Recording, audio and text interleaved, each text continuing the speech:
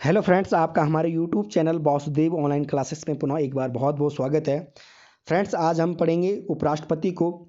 राष्ट्रपति को हम पहले ही पढ़ चुके हैं। यदि किसी फ्रेंड्स ने अभी तक राष्ट्रपति को नहीं पढ़ा है तो डिस्क्रिप्शन में उसका लिंक है, तो वहाँ पे जाके आप राष्ट्रपति को देख सकते हैं। आज है हमारा उपराष्ट्रपति। देखिए फ्रेंड्स, जो उपराष्ट्रपति है उसका उल्लेख अनुच्छेद 363 से लेकर 69 तक है, यानी कि 63 से लेकर 69 तक उपराष्ट्रपति का उल्लेख किया गया है। और उपराष्ट्रपति का उल्लेख भाग 5 में है, ठीक है ना। भाग 5 में राष्ट्रपति भी आपने पढ़ा और उपराष्ट्रपति भी भाग 5 में ही है, ठीक है।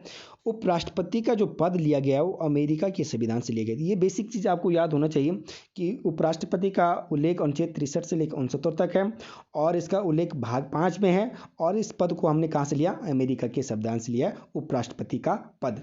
अब देखिए फ्रेंड्स, हमने उपराष्ट्रपति को ट्रिक के रूप में याद करना है कि कभी भी यदि परीक्षा में उपराष्ट्रपति से संबंधित प्रश्न पूछे जाते हैं तो आसानी से हम उनको सही तरीके से हल कर पाएं, ठीक है ना।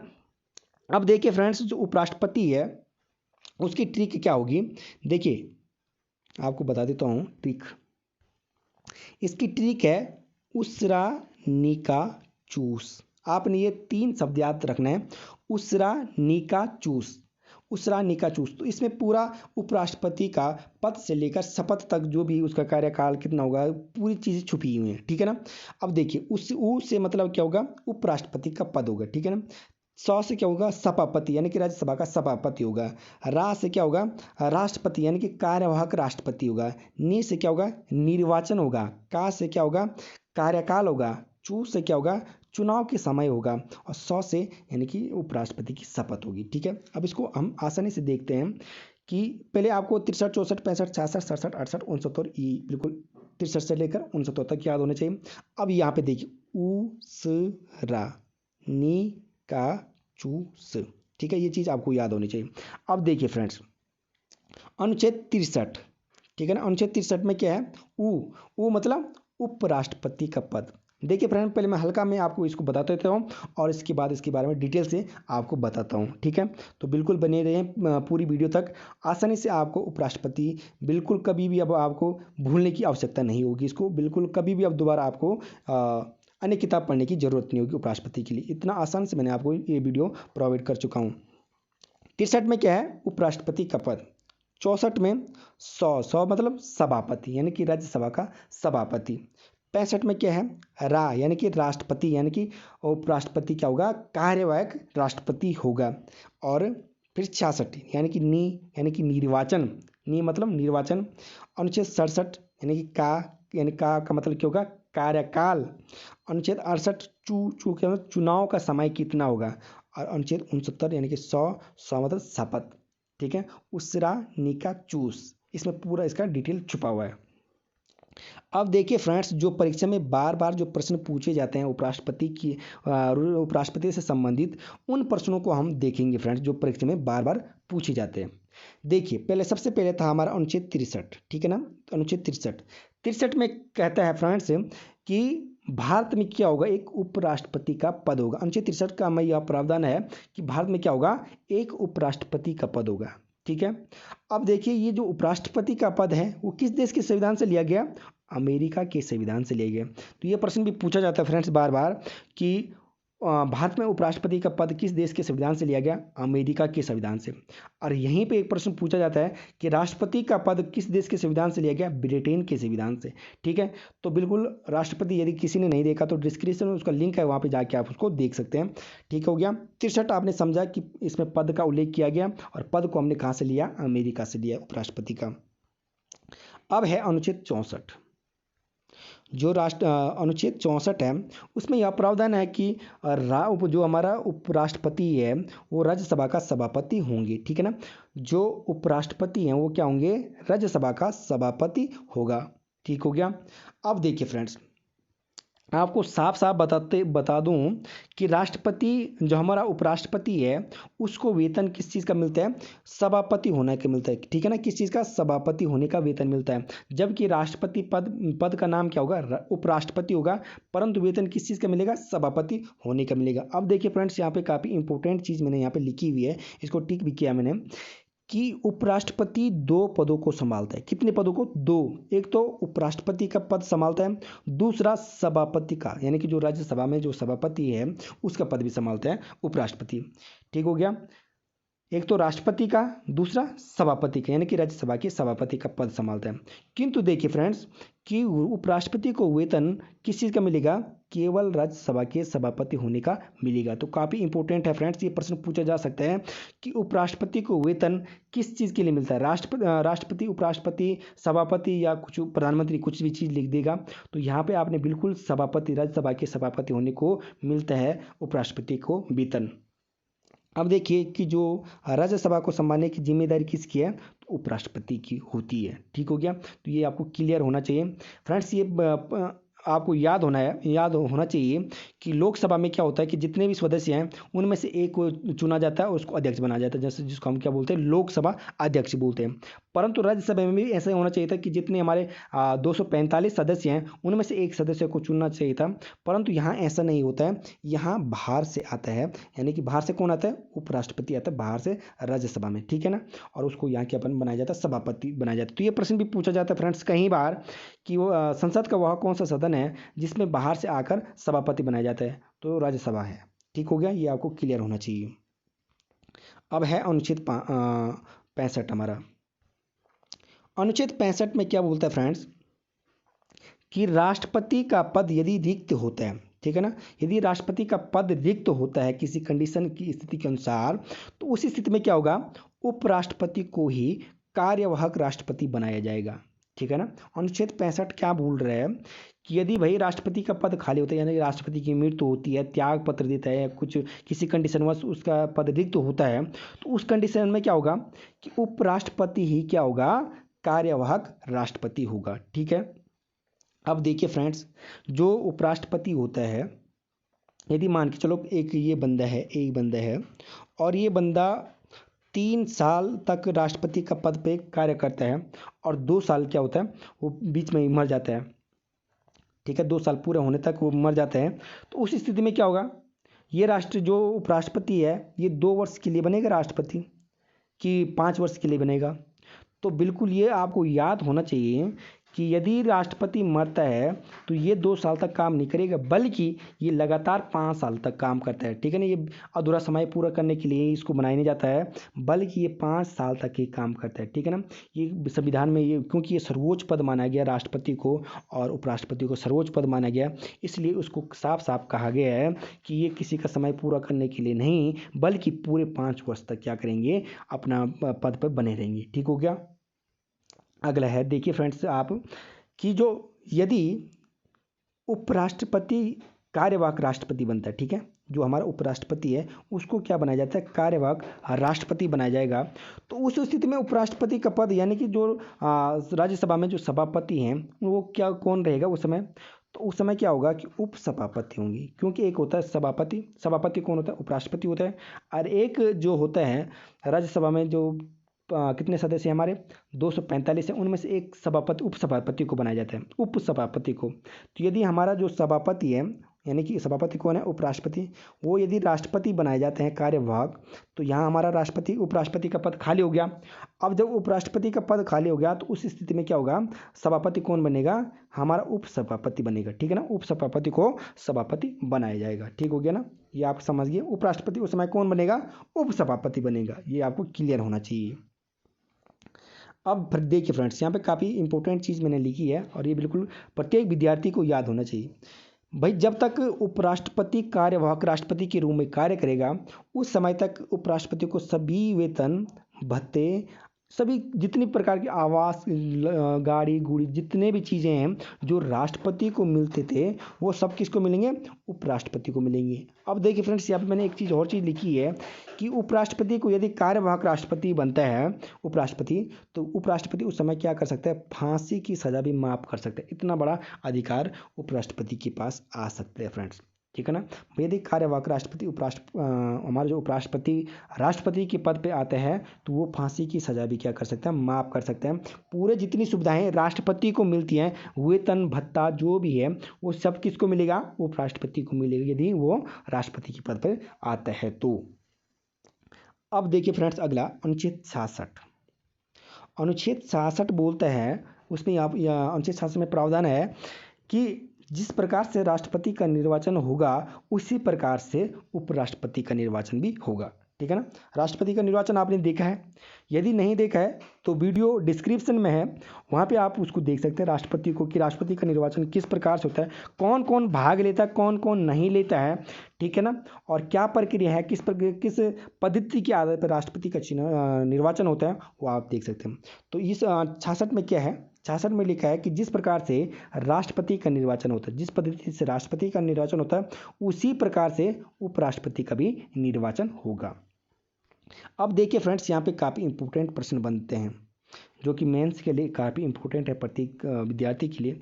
देखिए, उपराष्ट्रपति के निर्वाचन में लोकसभा के सभी सदस्य भाग लेते हैं। ठीक है ना। उपराष्ट्रपति के निर्वाचन में क्या होता है, लोकसभा के सभी सदस्य भाग लेते हैं तथा राज्यसभा के भी सभी सदस्य भाग लेते हैं। ठीक है ना। लोकसभा के भी सभी सदस्य, राज्यसभा के भी सभी सदस्य। जबकि राष्ट्रपति के निर्वाचन में लोकसभा के 2 सदस्य भाग नहीं लेते हैं। ठीक है ना। राष्ट्रपति के निर्वाचन में क्या होता है, जो राष्ट्रपति है उसके निर्वाचन में 2 सदस्य भाग नहीं लेते हैं। लोकसभा के जो एंग्लो इंडियन होते हैं वो भी भाग नहीं लेते हैं तथा राज्यसभा के भी 12 सदस्य भाग नहीं लेते हैं, जो कि राष्ट्रपति द्वारा मनोनीत होते हैं। ये 12 सदस्य भी भाग नहीं लेते हैं। एंग्लो इंडियन भाग नहीं लेंगे और राष्ट्रपति द्वारा जो मनोनीत 12 सदस्य होते हैं राज्यसभा में, वो भी भाग नहीं लेते। अब यहाँ पे एक प्रश्न बनता है मेंस के लिए। ठीक है ना। काफ़ी इंपॉर्टेंट प्रश्न बनता है। प्रश्न क्या बोलता है कि उपराष्ट्रपति के निर्वाचन में संसद के सभी सदस्य भाग लेते हैं, जबकि राष्ट्रपति के निर्वाचन में लोकसभा के 2 सदस्य भाग नहीं लेते हैं तथा राज्यसभा के 12 सदस्य भाग नहीं लेते हैं, क्यों? ये प्रश्न बनेगा इंपॉर्टेंट। ठीक है ना। काफ़ी इंपॉर्टेंट है मेंस के लिए, और किस प्रकार आप इसको मेंस में लिखेंगे तो ये काफ़ी इंपॉर्टेंट बन जाता है यहाँ पे, कि राष्ट्रपति के निर्वाचन, उपराष्ट्रपति के निर्वाचन में संसद के सभी सदस्य यानी कि लोकसभा के भी सभी सदस्य, राज्यसभा के भी सभी सदस्य भाग ले रहे हैं, जबकि राष्ट्रपति में ये 2 सदस्य भी नहीं भाग ले रहे हैं लोकसभा के, और 12 सदस्य ये भाग नहीं ले रहे हैं। ये क्यों नहीं लिया और क्या कारण है कि उपराष्ट्रपति के निर्वाचन में भाग ले रहे हैं? तो देखिए फ्रेंड्स, इसका सरल आंसर ये बन पाएगा यहाँ पे।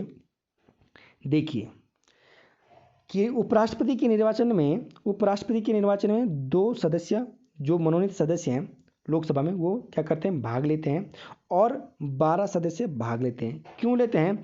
कि इनको उपराष्ट्रपति मनोनीत नहीं करता है। क्या नहीं करता है? जो 2 सदस्य हैं ये भाग नहीं लेते हैं, और भाग लेते हैं उपराष्ट्रपति के निर्वाचन में, और ये 12 भी भाग लेते हैं। क्यों लेते हैं? क्योंकि उपराष्ट्रपति इनको मनोनीत नहीं करता है। ठीक है ना। जबकि राष्ट्रपति क्या करता है, लोकसभा में भी 2 सदस्य मनोनीत करता है और 12 सदस्य राज्यसभा में मनोनीत करता है। इसलिए ये राष्ट्रपति के निर्वाचन में भाग नहीं लेते हैं, क्योंकि यदि कभी मान के चलो मैं एक राष्ट्रपति हूँ, मैं ये एक राष्ट्रपति हूँ, ठीक हो गया, और मैं अगले बार यदि राष्ट्रपति के लिए उठता हूँ, तो क्योंकि मैंने ये 12 सदस्य यहाँ मनोनीत किए थे और ये 2 सदस्य लोकसभा में मनोनीत किए थे, तो यदि मैं अगली बार राष्ट्रपति पद के लिए उठता हूँ तो ये 12 सदस्य मुझे ही वोट डाल सकते हैं और ये 2 भी मुझे ही वोट डाल सकते हैं। तो भारतीय संविधान कहता है कि नहीं, यहाँ पे थोड़ा अपवाद बन रहा था, इसलिए उन्होंने इनको यहाँ पे स्पेशल कहा गया कि ये 2 सदस्य भी भाग नहीं लेंगे और ये 12 सदस्य भी राष्ट्रपति के निर्वाचन में भाग नहीं लेंगे। क्योंकि भाई यदि अगले टाइम पे कोई बंदा वही राष्ट्रपति बनने के लिए उठता है तो ये बंदे क्या कर सकते हैं, उस बंदे को वोट डालेंगे, क्योंकि वो कहेंगे क्या इसने हमें क्या किया था, मनोनीत किया था, हम इसी बंदे को वोट डालेंगे। तो इसलिए यहाँ पे बिल्कुल आपने समझना है कि राष्ट्रपति को ये 2 इसलिए भाग नहीं लेते हैं कि ये राष्ट्रपति इनको मनोनीत करता है और ये भविष्य में राष्ट्रपति को वोट दे सकते हैं। जबकि हमारा जो ये उपराष्ट्रपति है ये इनको मनोनीत नहीं करता है, इससे इनका कोई लेना देना नहीं है, तो इसलिए वो क्या करते हैं, यहाँ उपराष्ट्रपति को वोट डालते हैं। ठीक हो गया। यहाँ ये बिल्कुल ये पॉइंट आपको क्लियर होना चाहिए। अब देखिए फ्रेंड्स, एक और अति महत्वपूर्ण प्रश्न मेंस के लिए काफ़ी इंपॉर्टेंट है। देखिए, प्रश्न पूछ रहा है कि उपराष्ट्रपति के निर्वाचन में विधानमंडल यानी कि विधानसभा, विधान परिषद, ठीक हो गया, विधानमंडल के दोनों सदन यानी कि विधानसभा और विधान परिषद दोनों भाग नहीं लेते हैं। ठीक है, दोनों भाग नहीं लेते हैं। जबकि राष्ट्रपति के निर्वाचन में विधानमंडल से विधानसभा भाग लेती है। ठीक है ना, भाग लेती है। क्यों? प्रश्न एक बार दोबारा रिपीट करता हूँ कि उपराष्ट्रपति के निर्वाचन में विधानमंडल की दोनों सदन यानी कि विधानसभा और विधान परिषद भाग नहीं लेती है, जबकि राष्ट्रपति के निर्वाचन में विधानमंडल से विधानसभा के निर्वाचित सदस्य क्या करते हैं, भाग लेते हैं। क्यों लेते हैं? ठीक होगी, ये प्रश्न बन सकता है कि भाई राष्ट्रपति के निर्वाचन में तो विधानमंडल से विधानसभा ने भाग लिया और विधान परिषद तो वहाँ भी भाग नहीं लिया था, परंतु राष्ट्रपति के निर्वाचन में तो विधानसभा भी भाग नहीं ले रही है और विधान परिषद भी भाग नहीं ले रही है, ऐसा क्यों हो रहा है? ठीक है ना, ये क्यों है, ये प्रश्न पूछा जा सकता है फ्रेंड्स मेंस में। तो इसका सही आंसर आप किस प्रकार से लिखेंगे कि राष्ट्रपति के निर्वाचन में विधान परिषद इसलिए भाग नहीं लेती है क्योंकि विधान परिषद अभी पूरे भारतवर्ष में क्या नहीं है, लागू नहीं है। ठीक है, विधान परिषद केवल कुछ ही राज्यों में, 6-7 राज्यों में ही क्या है, विधान परिषद है, और विधानसभा तो पूरे राज्यों में है। इसलिए क्या होता है कि राष्ट्रपति के निर्वाचन में भाग लेती है। ठीक हो गया। दोबारा समझिए कि राष्ट्रपति के निर्वाचन में विधान परिषद जो है वो क्या नहीं करती, भाग नहीं लेती है। क्यों नहीं लेती भाई? अभी पूरे भारतवर्ष में विधान परिषद नहीं है। जिस दिन पूरे भारतवर्ष में विधान परिषद होगी तो विधान परिषद भी क्या करेगी, राष्ट्रपति के निर्वाचन में भाग लेगी। ठीक हो गया। और विधानसभा क्यों लेती है? क्योंकि विधानसभा पूरे स्टेट में, पूरे राज्यों में है, इसलिए वो क्या करती है, भारत के राष्ट्रपति के निर्वाचन में भाग लेती है। अब ये है प्रश्न पूछता है कि क्यों लेती है, तो क्यों लेती है कि अनुच्छेद 356 के तहत राष्ट्रपति क्या कर सकता है, राज्य में राष्ट्रपति शासन लगा सकता है। ठीक है ना, अनुच्छेद 356 के तहत राष्ट्रपति क्या कर सकता है, राज्यों में राष्ट्रपति शासन लगा सकता है। इसलिए उन्होंने क्या कर दिया, इसलिए प्रत्येक राज्य की विधानसभा को राष्ट्रपति को चुनने का अधिकार है, क्योंकि वो इस प्रकार ऐसे व्यक्ति को चुने, ऐसे नागरिक को चुने कि जो योग्य हो और जो बार बार राज्यों में राष्ट्रपति शासन ना लगाएं। ठीक है ना, क्योंकि भाई चुन कौन रही है, विधान सभा चुन रही है, तो यदि वो इस प्रकार चुनेंगे ना कि जो बार बार राज्य में राष्ट्रपति शासन नहीं लगाएगा, योग्य व्यक्ति को चुनेंगे। ठीक है, इसलिए विधानसभा को अधिकार दिया गया कि आप राष्ट्रपति को चुनिए। ठीक हो गया। अब देखिए, जबकि उपराष्ट्रपति राज्यों में कुछ भी नहीं कर सकते। ठीक है ना, जो उपराष्ट्रपति है ना वो कुछ कर सकते हैं, राज्यों में कुछ नहीं कर सकते। भाई राष्ट्रपति तो क्या कर सकता है कि वो राष्ट्रपति शासन लगाएगा राज्यों में, तो पूरा शासन किसके हाथ में आ जाएगा, राष्ट्रपति के हाथ में आ जाएगा, केंद्र के हाथ में जाएगा, राज्यों के हाथ में कुछ नहीं रहेगा।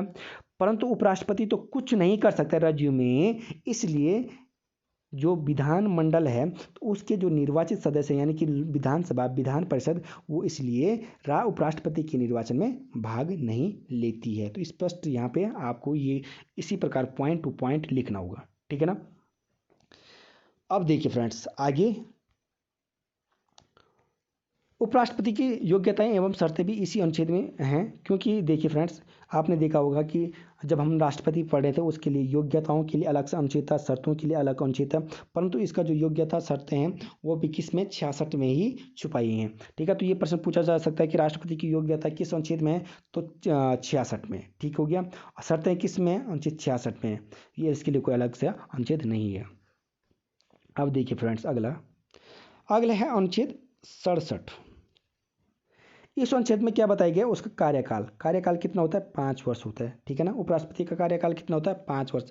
बीच में भी वो त्याग पत्र दे सकता है, यदि उसका मृत्यु हो गया तो तब तो कम हो जाएगा, परंतु उसका मिनिमम जो कार्यकाल रखा गया कितना होगा, 5 वर्ष। परीक्षा में पूछा जाएगा कि उपराष्ट्रपति का कार्यकाल कितना होता है, तो आप क्या बोलेंगे, 5 वर्ष होता है। ठीक हो गया।